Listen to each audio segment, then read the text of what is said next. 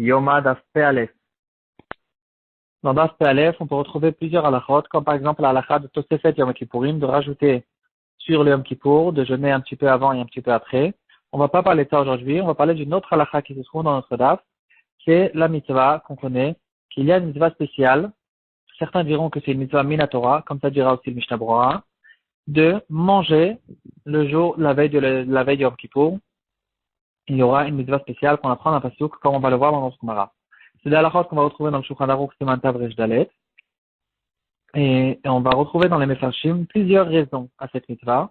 Dans le Sha'arei Tshuva, le Sefer de Rabbeinu Yonah sur toutes les halachot de la Tshuva, il va dire que la mitzvah, pourquoi Hachem en fait il nous a donné cette mitzvah de manger avant Yom Kippour, c'est parce que en fait on veut montrer à Hachem comment est-ce qu'on est joyeux, on est heureux, qu'on est arrivé à ce grand jour où on va être nettoyé complètement de toutes nos avérotes. Et normalement, le jour de Yom Tov, c'est comme un Yom Tov, le Yom Kippour. Donc en général, comme on le sait, à Yom Tov, on fait des grands seudot, on mange bien, on montre qu'on est content. Mais comme à Yom Kippour, techniquement, on ne peut pas parce que la Torah nous interdit de manger, alors la Torah nous a dit de le faire à la veille de Yom Kippour. Une deuxième raison, on peut retrouver en fait dans Rashi, dans notre Gemara. Rashi, il va dire que la raison pour laquelle il y a cette mitzvah, c'est afin qu'on ait la force de jeûner.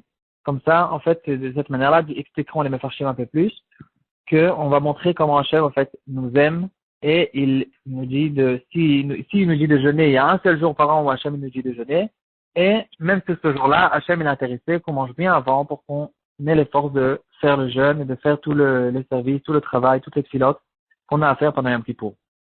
Une troisième raison spéciale, intéressante, qu'on retrouve dans le Shibolé Aleket, dans les Rishonim, dans Siman Jinzaïm, il va dire au contraire. La raison pour laquelle on mange avant Yom Kippour, c'est parce que quelqu'un qui s'est habitué à manger toute la journée, en fait, cette habitude-là va causer que le lendemain, quand il devra casser cette habitude en un coup et jeûner complètement toute la journée, ça va être encore plus difficile pour lui de jeûner. Et en fait, le inouï, le jeûne, il est encore plus fort de cette manière-là. Comme ça, il dira le Shibolé Aleket. Et maintenant, on peut retrouver dans les poskim plusieurs nafkaminot, plusieurs différences qu'il y a entre ces raisons de cette mitzvah. Par exemple, tout simplement, pour quelqu'un qui est malade et qui doit de toute façon manger pendant un Kippour. Alors, pour la première raison, si on dit que la raison qu'il faut jeûner la veille de Kippour, c'est pour montrer qu'on est heureux, qu'on est joyeux, qu'on a une kapara, alors cette personne-là, il a aussi une kapara. Donc, lui aussi, il aura la mitzvah de manger. Aussi, une autre nafkamina qu'on aura. Par contre, si on dit au fait comme les autres raisons, c'est que pour se renforcer dans le jeûne, ou bien au contraire, pour que le jeûne soit plus difficile, alors bien sûr, il n'aura pas cette mitzvah parce que la raison n'existe pas. Aussi, pour les femmes, est-ce que les femmes ont cette mitzvah de manger avant Yom Kippour? Alors, en fait, d'après toutes les raisons, normalement, la femme, elle a la mitzvah de manger pendant Yom Kippour parce que elle a la kapara, bien sûr, et aussi elle jeûne, et puisqu'elle a la mitzvah de Kippour, donc elle aura la mitzvah de jeûner avant Yom Kippour. Par contre, si au fait on peut dire une autre chose, c'est que les mitzvot de la Torah, même si on connaît les raisons, mais elles ne dépendent pas des raisons, quoi. C'est pas parce qu'on a trouvé une raison à la mitzvah que, à cause de ça, on va en faire sortir des halachot. Parce que les mitzvot de la Torah, elles ont beaucoup de raisons, d'autres raisons qu'on ne connaît pas. Et donc, si c'est indépendant, c'est une mitzvah indépendante. Il y a la mitzvah de Kippour, la mitzvah de jeûner pendant Yom Kippour. Et mis à part ça, il y a une mitzvah la veille de Yom Kippour, le 9 Tishrei. La Torah nous a donné une mitzvah de manger. En fait, c'est une mitzvah qui est extrêmement indépendante.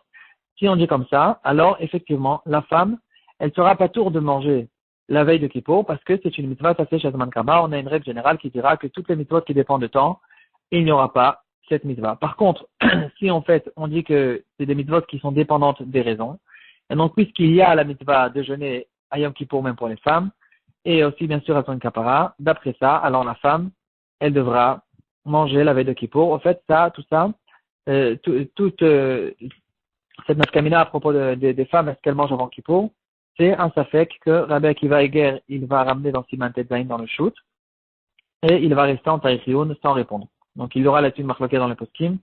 Il y a toutes les chitotes. Est-ce que les femmes ont la mitzvah ou n'ont pas la mitzvah? Une troisième nafkamina qu'on peut retrouver, c'est qu'est-ce qu'on va manger en fait la veille de Kippour. Est-ce qu'on mange n'importe quoi? On peut manger des gâteaux, on peut manger des fruits, des légumes, quoi que ce soit, est-ce que la mitzvah? Ou bien, non. Si on dit au fait comme la première raison, celle du Sha'arei Tshuva, que la raison pour laquelle on va manger avant Kippour, c'est comme une théouda de Yom Tov. Alors d'après ça, il faudra ouvrir une table, mettre une nappe blanche et aussi faire un moti. Kol halashon. Il y en aura même qui auront le minhag de faire l'echa mishné. Et on va faire un moti sur du pain et on va manger de la viande, etc. Par contre, si c'est pour les autres raisons, c'est que pour se renforcer avant Kippour, alors on mangera pas du tout forcément du pain. On mangera n'importe quelle chose pourvu qu'elle me renforce. Et c'est bon. Et mis à part ça, il y aura un minhag qui a été ramené dans le tour et dans le poskim, qu'on a l'habitude à Yom Kippour, justement si on parle de qu'est-ce qu'on va manger avant Kippour, il y a un minhag qui a été très répandu, très ancien, qui se trouve déjà dans le Midrash, de manger du poisson pendant Yom Kippour, parce qu'il y a eu toute une histoire avec un bon juif qui était très pauvre, un tailleur, qui habitait au bout de la ville, et lui, le jour de la veille de Kippour, il avait l'habitude de faire un grand festin, une grande seouda, de vraiment honorer cette mitzvah, et donc il avait l'habitude d'acheter du poisson. Donc il est arrivé au marché, tous les poissons étaient finis, et le vendeur, il en a profité pour monter le prix du poisson, et donc il lui a donné un prix énorme pour vendre ce poisson. Et juste à ce moment-là, il y a eu le serviteur, le messager du chef, du roi de ce village, qui est arrivé aussi pour acheter un poisson au roi. Il a vu que c'était le dernier poisson. Et donc, il en a profité lui aussi. Lui, il ne manquait pas d'argent pour faire monter encore plus le prix. Donc, il y avait le prix qui montait entre les deux. Il montait jusqu'à que c'est arrivé à un prix incroyable. Je crois que le Midrash, il ramène le prix, peut-être 13 ou 14 pièces d'or, ou je sais plus. Jusqu'à que le messager, il a dit que c'est de la folie, on va pas acheter un poisson pour ce prix-là. Il est parti, il était dégoûté. Et le juif, il était content qu'il a pu acheter un poisson malgré qu'il a acheté avec tout son argent. Alors, il est revenu chez son maître. Le maître, il s'est énervé. Comment c'est possible quand j'ai un juif, un simple juif, il lui a pris son poisson? Il l'a appelé, il l'a convoqué. Et le juif, il lui a dit, on a une mitzvah. C'est une des seules fois où on a une mitzvah de la Torah de manger, de notre temps, quand on n'a plus les korbanot. Et donc, je voulais honorer cette mitzvah. Et donc, c'est pour ça que j'étais prêt à vendre, à acheter le poisson pour tout mon argent. Finalement, le tailleur et le chef, il s'est calmé. Au contraire, ça fait un kiddush Hashem. Et bien sûr, comme tous ceux qui achètent du poisson, quand il a ouvert le poisson, dans le ventre du poisson, il a trouvé une pierre précieuse.